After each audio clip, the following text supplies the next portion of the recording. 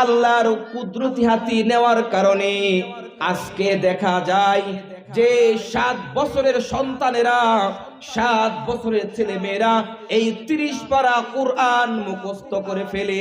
সুবহানাল্লাহ। আল্লাহ রাব্বুল আলামিন আমাদেরকে এই কোরআন আল্লাহ তাআলা দান করছে। মুসা পয়গম্বর নাম শুনছেন না? এই কোরআন পড়লে যে কি লাভ, এই কোরআন পড়লে আল্লাহ তাআলা বাপ মার গুনাহ মাফ করে দেয়। এমন কি বাপ মা যদি গুনাহগার হয়, এরপরেও কোরআনের বিনিময়ে আল্লাহ তাআলা বাপ মার কবরের আযাব মাফ করে দেয়। মুসা পয়গম্বর একদিন সফরে যাইতেছে, রাস্তার পাশে একটা কবর। মুসা পয়গম্বর কবরের মধ্যে দেখে আগুন জ্বলতেছে। মুসা পয়গম্বর আগুন দেখে সফরে চলে গেছে। আমি শেষ করে দিচ্ছি। মুসা পয়গম্বর আগুন দেখে সফরে চলে গেছে। আবার মুসা পয়গম্বর এই রাস্তা দিয়ে আসতেছে। আসার পরে দেখে যাওয়ার সময় যে দেখছিল কবর মধ্যে আযাব, আসার সময় দেখে কবরের মধ্যে আযাব নাই। মুসা পয়গম্বর অবাক হয়ে গেছে, আশ্চর্য হয়ে গেছে। এইবার মুসা পয়গম্বর তো আল্লাহর সাথে তুর পাহাড়ে সরাসরি ডাইরেক্ট কথা বলতো। মুসা পয়গম্বর তুর পাহাড়ে চলে গেছে। তুর পাহাড়ে গিয়া আল্লাহকে ডাক দিলেন, ও মালিক, আমার তো বুঝে আসে না, আমি তো কিছু বুঝতে পারি না। যাওয়ার সময় দেখলাম কবরের মধ্যে আযাব হইতেছে, আসার সময় দেখি কবরের মধ্যে আযাব নাই, কারণটা কি? আল্লাহ তাআলা বলেন, ও মুসা, এই যে কবরের ব্যক্তিটা, এই যে কবরের লোকটা দুনিয়ার মধ্যে থাকার সময় তার বিবিকে বলছিল, ও আমার বিবি, তোমার গর্ভ থেকে যদি ছেলে সন্তান হয় ওই সন্তানটাকে মাদ্রাসায় পড়াইবা। ওই যে লোক মারা গেছে, মারা যাওয়ার পরে ওই বিবির ঘর থেকে একটা ছেলে সন্তান হয়েছে।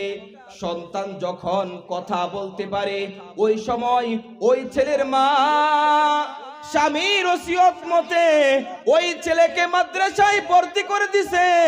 উস্তাদ যখন ওই সন্তানকে বিসমিল্লাহর সবক দিছে, আল্লাহ তাআলা যখন ওই উস্তাদ ওই ছেলেকে বিসমিল্লাহ পড়াইতে আরম্ভ করলো, আল্লাহ তাআলা ফেরেশতাকে ডাক দিয়া বলে, ও ফেরেশতা, জলদি করে যাও, এই যে ছেলে মাদ্রাসায় আমার নাম লইতেছে, আমার নাম রহমান, আমার নাম রহিম লইতেছে, এই ছেলের বাবার কবরে আযাব হইতেছে।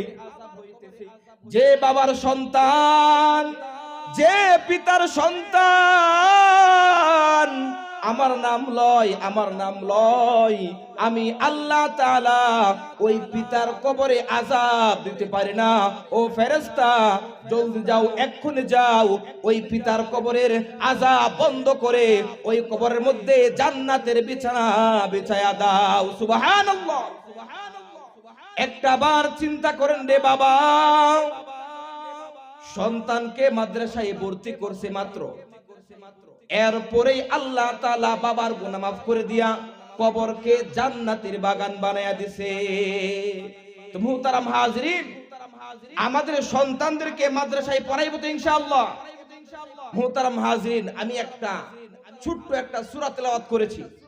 আল্লাহ তাআলা বলেন, ওয়াল আসর, সময়ের কসম, ইন্নাল ইনসানা লাফি খুসর, নিশ্চয় দুনিয়ার সমস্ত মানুষ ক্ষতির মধ্যে রয়েছে, ইল্লাল্লাযীনা আমানু, তবে চার কাজ যারা করবে তারা ব্যতীত।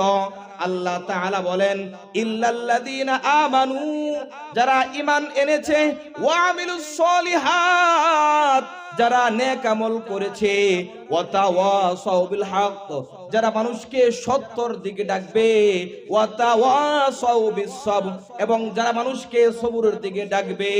এই চার কাজ যারা করবে তারা ব্যতীত দুনিয়ার সমস্ত মানুষ ক্ষতির মধ্যে রয়েছে।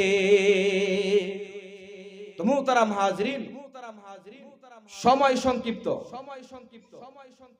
এই জন্য আর দেরি করতে চাই না।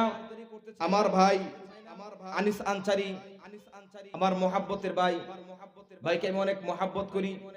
ভাই বলছে, এই জন্য কিছু কথা বললাম। যে কথাগুলো বললাম, আল্লাহ তাআলা সবাইকে আমল করার তৌফিক দান করুক। সকলে বলেন আমিন। ওয়া আখিরু দাওয়ানা আনিল হামদুলিল্লাহি রাব্বিল আলামিন। আসসালামু আলাইকুম ওয়া রাহমাতুল্লাহি ওয়া বারাকাতুহু। আলহামদুলিল্লাহ, অত্যন্ত সুন্দরভাবে আলোচনা করতেছিল। আসলে আমাদের সময়